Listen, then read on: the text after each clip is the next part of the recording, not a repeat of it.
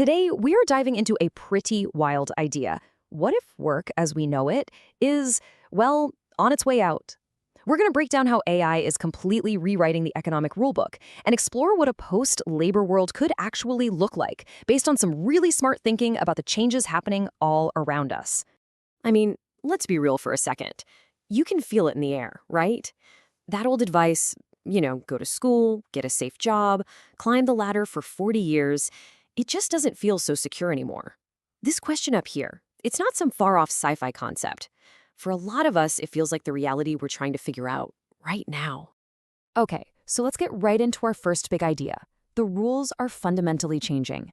The entire economic game we've been taught, the one our parents and their parents played, it's quickly becoming something you'd see in a history museum. And this quote, this just flips the whole script. You know that old instinct to future-proof your career, to build this impenetrable fortress to protect your job? It turns out that's a myth. The pace of change is just too fast. The real superpower now isn't building walls, it's learning how to surf. And this is maybe the most important thing to get our heads around. AI isn't just another cool app or some passing tech trend. We're talking about a foundational shift, a whole new operating system for society. And to get what that means, we need to think way, way bigger, right? When you see AI listed next to things like the printing press and electricity, the scale of this thing just clicks. Like electricity, it's not just going to improve one or two industries. It's going to rewire absolutely everything. This isn't just a software update, folks. This is a fundamental upgrade to civilization itself. So, if AI is this incredible, powerful force for change, where's the catch? Well, that brings us to the potential dark side, a really dangerous feedback loop that some economists are calling the automation spiral. Okay, so for basically centuries, our economy has run on this really simple, kind of beautiful loop. Think of it like a water cycle, but for money. Companies make stuff, they pay people wages to make that stuff, and then people use those wages to buy the stuff. That buying is what fuels more production. And the engine powering this entire cycle, human labor. And this is the giant wrench in the gears. What happens when you can just pull that critical piece, human labor, out of the equation? If you take out the wages part, the whole system just grinds to a halt. And what you're seeing here is how that downward spiral actually works.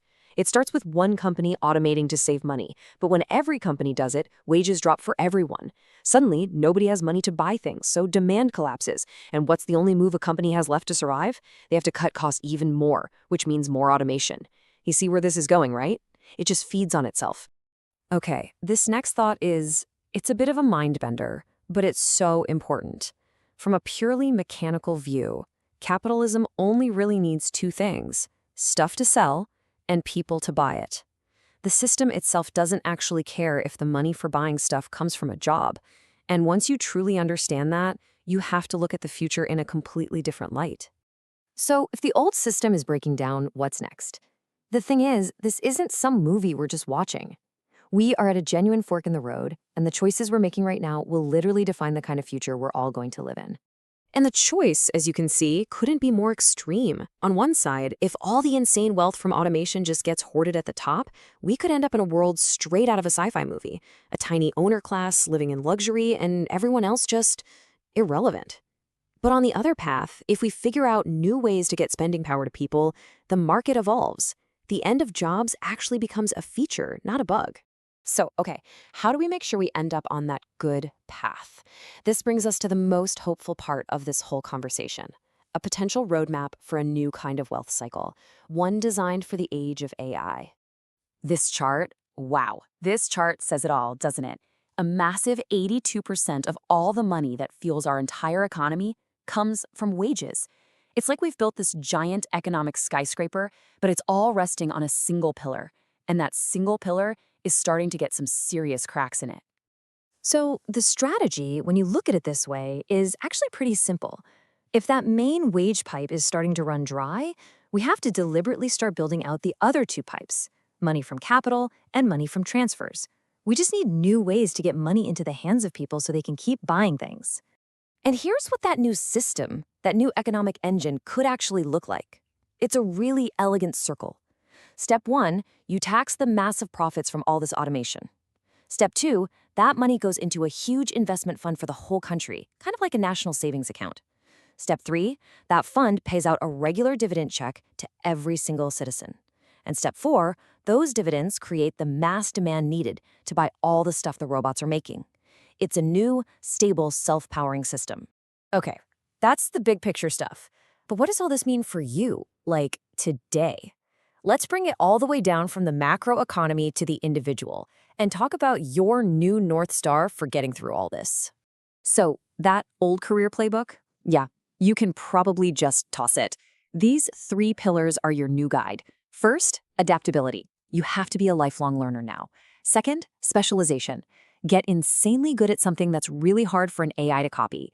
And third, leverage. Use the new tools, including AI, to multiply your impact, not just manage your time. And I gotta say, this next point is maybe the most important takeaway for your day-to-day life. All that shallow work, the busy work, the endless emails, trying to multitask, that is exactly what AI is going to eat for lunch. The really valuable stuff, the deep work where you're focused, distraction-free, creating something new, that is about to become more valuable than ever. So, what are we even talking about with this deep work stuff? Well, it's about doubling down on the skills that are just fundamentally human.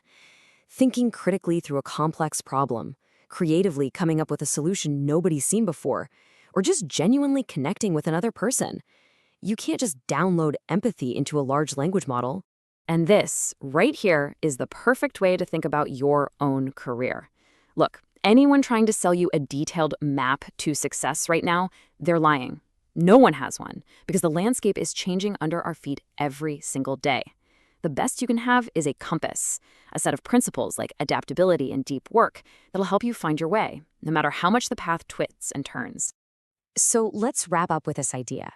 This future isn't something that's just happening to us. It's not a spectator sport.